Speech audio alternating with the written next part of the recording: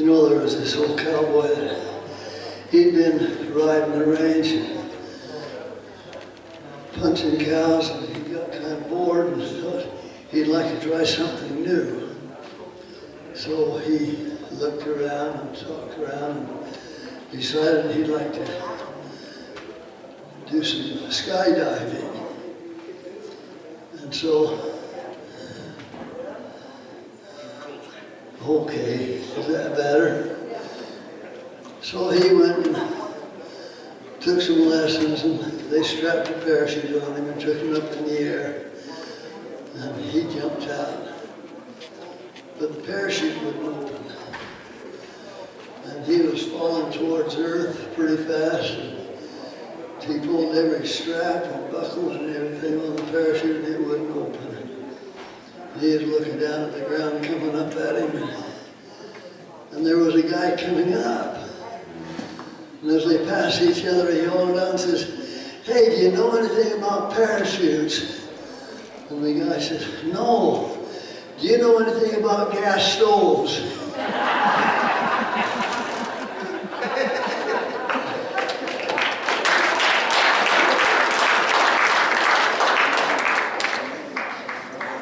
Well, this old cowboy, he hated to go to town. Didn't like the traffic, but he had to go, so he got his old pickup out, put his wife in it. They went into town. He was going down one of the main streets with a light on every corner, and he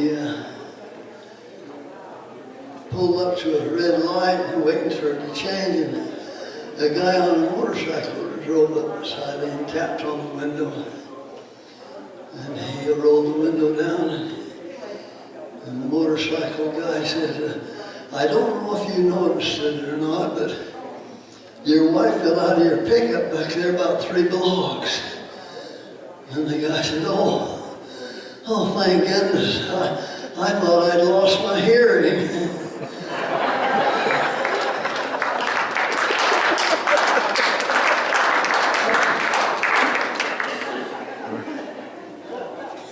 You know, every fall, cattlemen gather their cattle, and they go in and cull out the old cows and crippled ones and clean the herd up and take them to the sale.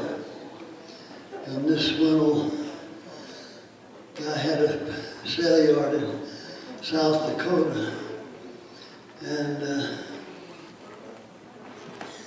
he brought his old cows in, cull cows, and brought them in to sell them, and they was selling them, but they weren't bringing a very good price.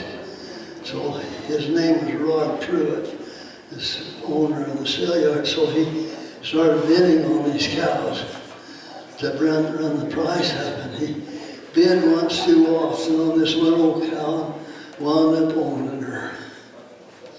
So he thought, well, he'd see if he could hold his money together, so he took her out behind the sale barn and fed her up, and then tanks her up on water and tries to slip her back through the cellar.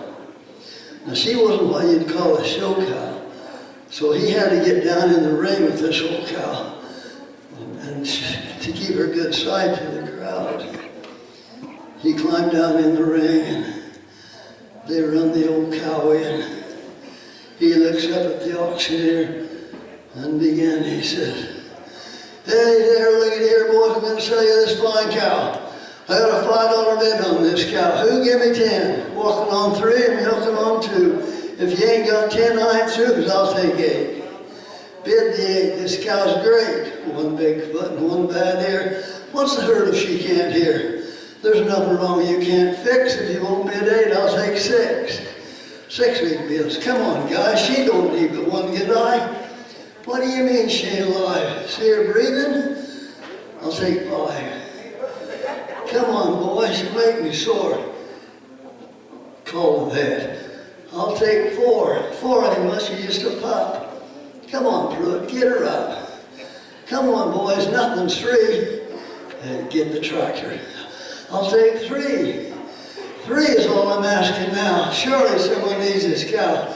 You may think that I'm all through. There's still a chance I'll take two. Pruitt, prop her up there straight. We'll lean her up against the gate. Fine replacement bled and preg. Pay no mind to that bad leg. She's a dandy, not too old.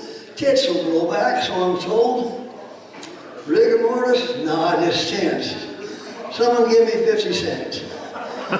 Anybody give a dime?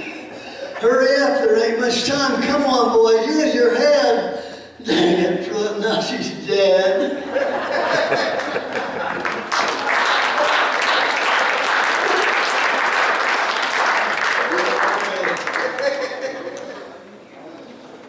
Well, I'm a fairly frequent victim of the Eat More Beef campaign. I've read the ads and seen the spots intended to explain that if I will eat real beef, I will be real people and have more iron inside me than a rusty army jeeple. It'll make me thin and happy and put my life in order. I believe in principle. I've been a firm supporter. But sometimes all this hoopla just plain gives me the jitters. You see, I've got a vested interest. I raise the blasted critters, which tends to make me cynical to doubt or even scoff it. But from the cowman's point of view, it ain't all fun and profit. They've crippled more than one good horse and countless good blue heaters, an order buyer now and then and hordes of wheeler dealers. And as for me, well, I've had my share of wounds and lacerations, of broken heads and swollen thumbs, unwanted perforations.